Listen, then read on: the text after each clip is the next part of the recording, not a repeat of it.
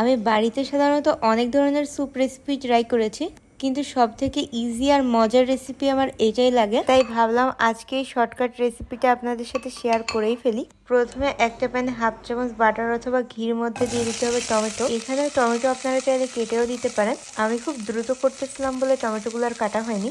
এখন এই টমেটোগুলো ভাজা হয়ে গেলে এটাকে একটা ব্লেন্ডারের জারে নিয়ে নিব। তার সাথে নিয়ে নিব এক টুকরা আদা আর সামান্য ঠান্ডা পানি দিয়ে এটাকে ব্লেন্ড করে নিব। এখানের প্রত্যেকটি টমেটোই কিন্তু আমার ছাদ বাগানের টমেটো।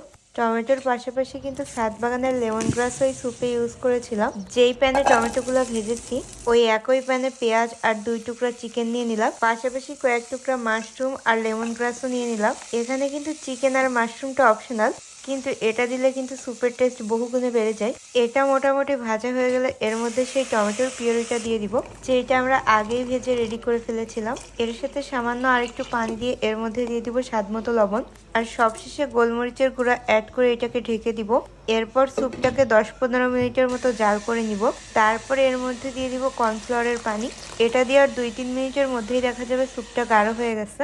তারপর এর মধ্যে আমরা 2টা ডিম দিয়ে দিলাম। ডিমটা দেওয়ার পরে কিন্তু একদমই দেরি করা যাবে না, কন্টিনিউয়াসলি নাড়তে থাকতে হবে। আমাদের স্যুপ কিন্তু রেডি হয়ে গেছে। এখন সস রেডি করব। এ কারণে কয়েক টুকরা কাঁচামরিচের মধ্যে একটুখানি অ্যাপেল সিডার ভিনেগার নিয়ে নিলাম।